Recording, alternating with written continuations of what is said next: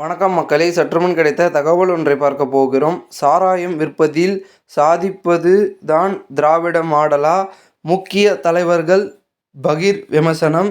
இந்த ஒரு தகவலை பற்றி தான் நாம் பார்க்க போகிறோம். தகவலை பார்ப்பதற்கு முன்னதாக நீங்கள் நம்மளுடைய சேனலுக்கு புதிய பார்வையாளர்களாக இருந்தீர்கள் என்றால் மறக்காமல் நம்மளுடைய சேனலை சப்ஸ்கிரைப் செய்து வைத்துக் கொள்ளுங்கள் மக்களே. தற்பொழுது தீபாவளி பண்டிகை தமிழகத்தில் பார்த்திங்கன்னா போயின்றது மிக கொண்டாட்டமாக கொண்டாடினார்கள். அதில் குறிப்பாக பார்த்திங்கன்னா தமிழகத்தில் 3 நாட்களில் பெய்த மழையும் பார்த்திங்கன்னா விடாது பெய்து கொண்டிருந்தது.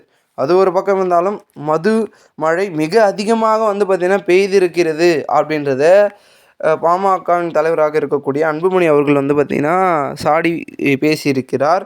அதாவது என்னென்னா, தீபாவளி ஒட்டி 3 நாட்களில் 790 கோடி மது விற்பனை நடைபெற்றிருப்பதாக வருத்தம் அளித்திருக்கிறார் அவர்.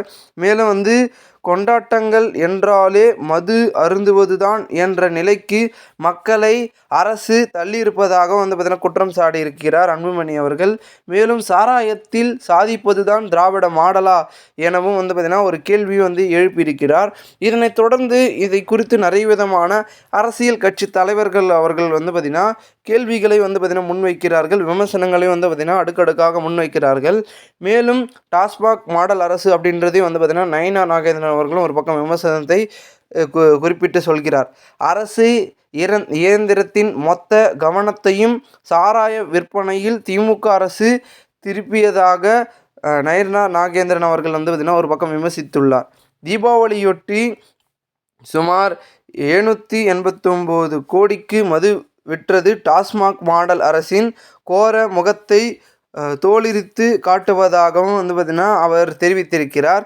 மேலும் கனமழையால் டெல்டாவில் நெற்பயிர் சேதமடைந்த நிலையில் தோய்வின்றி மது விற்பதுதான் திமுக அரசின் நாடு போற்றும் நல்லாட்சியான இலக்கமானது என்று அப்படின்ற ஒரு விமர்சனத்தையும் முன்வைக்கிறார்.